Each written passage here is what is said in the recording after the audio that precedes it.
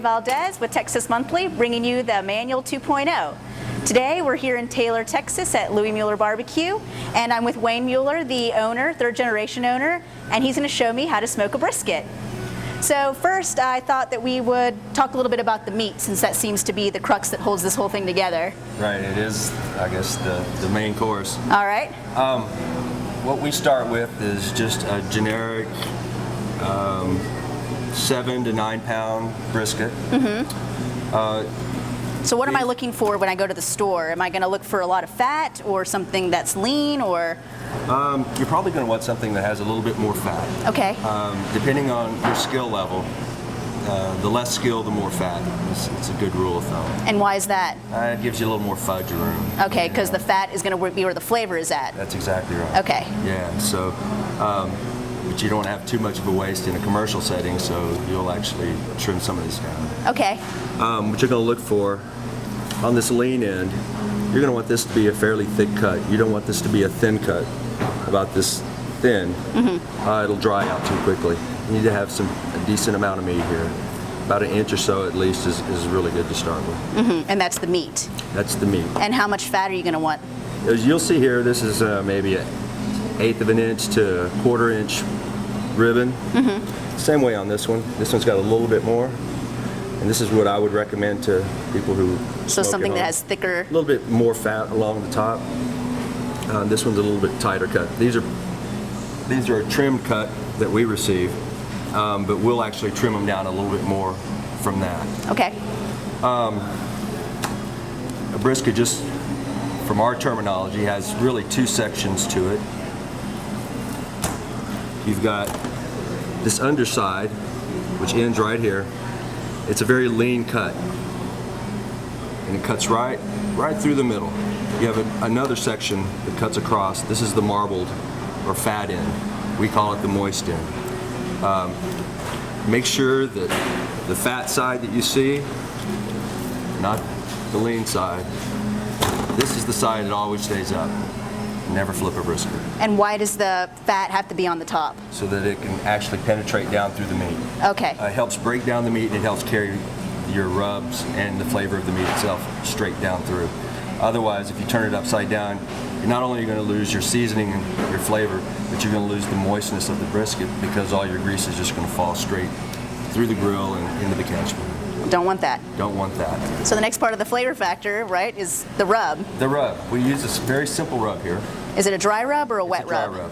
But in Texas, especially in central Texas, beef is king. And when it's about beef, it's all about the flavor of the beef. So you don't want to compromise that. My grandfather's position was, if people go walking out of the door talking about how good your barbecue sauce was, then you've done something wrong. Because they shouldn't taste the barbecue sauce. That should be a secondary, ancillary, or complementary sort of dish, but it should be all about the meat. So we use something simple. The other thing he said was, what are the spices people use every day? Salt and pepper. You start getting too cute with your recipe, you start eliminating people and discounting people automatically. Some people can't take garlic, some people can't take high-end. So stick with the basics. So Grandpa, I think, had it right. Keep it simple, stupid. This is probably a 90%, 10% pepper to salt rub. Okay. When we rub it on, literally, grab your handful, and then actually push it in a pseudo massage kind of way. Briskets will have a tendency sometimes to have cuts in them from the slaughterhouse, the butcher. They'll have cracks, they'll have crevices. All of those need to be covered and full. You want to leave no barren space, and you want to be quite liberal with your rub. So don't skimp on the pepper. Don't skimp. Oh, no. So when you use pepper and salt, do you use, I mean, this looks like coarse ground pepper to me. Is Yes. it, okay. It's a 16 mesh. Turn it over and see how we've got slices underneath here. You want to make sure you get it in all these crevices. So when it's done, it's going to look like that. Covered enough? Let's see. Oh, that looks good. Oh yeah, you could probably put some more right there. If All right. Sometimes it doesn't stick. Just push it in, huh? There you go. Perfect. Perfect. The next thing to do is we'll put them on the pit. All right.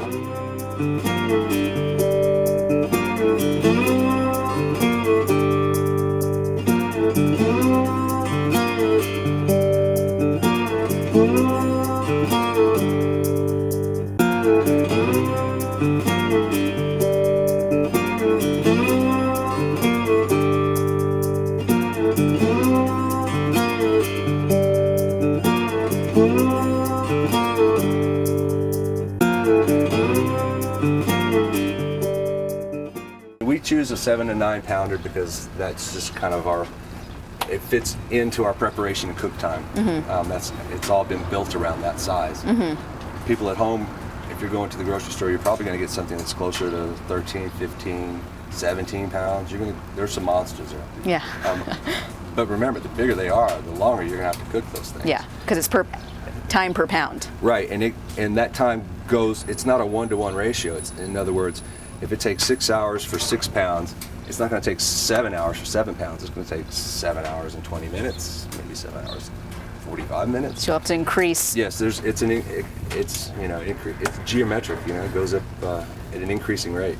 Here, you've got the fat that you can penetrate through, but under that, it's tough. I mean, you can feel there's no give in it whatsoever.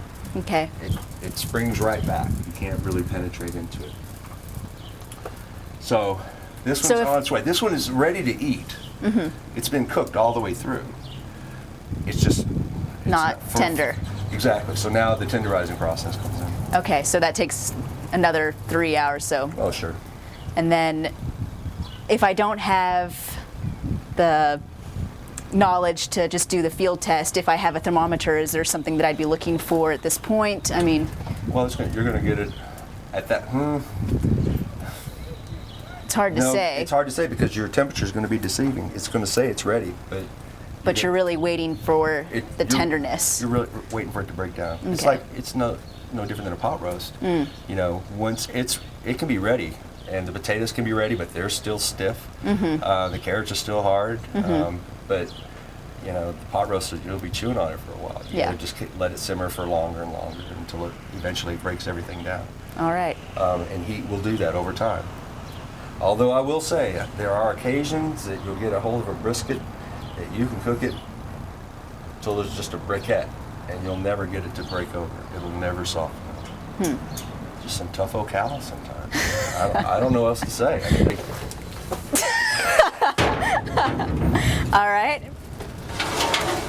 So now I'm just feeling for something that's yielding.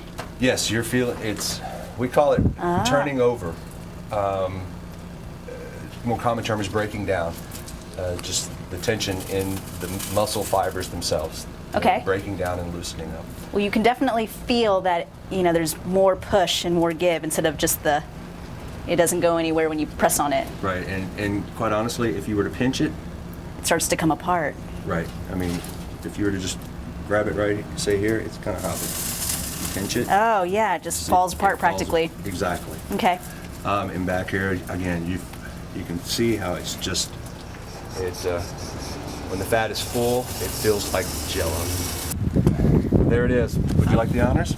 Well, why don't you tell me how I'm supposed to cut? I know there's a certain way, cut against or cut with the grain. I can never remember. Your grain is running on the bottom. Just lean in. It runs about like this. Okay. So cutting either this way or a little this way will give you a cross cut. Okay. All the way back to about right here where there's a separation. This is where the top and bottom start to separate. Right about that spot, you're going to want to cut it in half. Once you cut it in half, then you'll take and cut this perpendicular because these grains run more this way. So you're going to want to cut across this way. Okay. Does that make sense? Yeah. All right. And this is where your moist end's going to be, and that's what people are clamoring for right now. All right. They like So moist. just go for it. All right. Start at the end.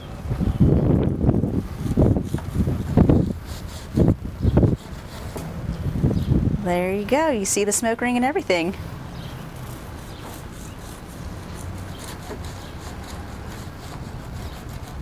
Wow. Fall apart good. So do we just take a chunk and eat it? Sure. That's what it's there for. Thank you. On a toast? Great job. Thank you.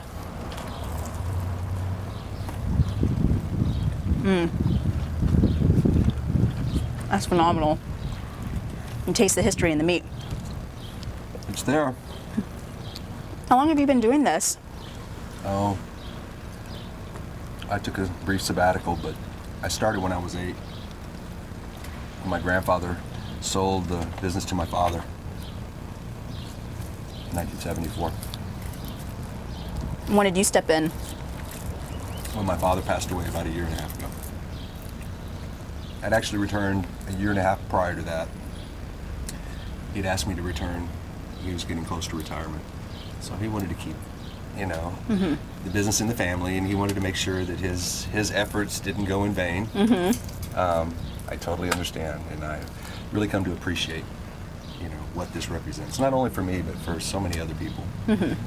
My history, I think, coming back was a preservation effort on my own to save my own family history and my own memories. But that really encompasses just one small slice of that spectrum, that humongous spectrum of, countless people that walked through the doors and had their own memories there. I mean, if the walls could speak, they would be talking and still talking long after I'm gone. And I get to have those experiences with people, and they share those thoughts with me, fourth generation, or I've been coming since your grandpa opened, and it's, wow. I mean, it's kind of mind-blowing. Well, thank you, Wayne. Thanks for showing me how to smoke the perfect brisket. Oh, it's been my pleasure. Thank you so much, Andre. Come out anytime.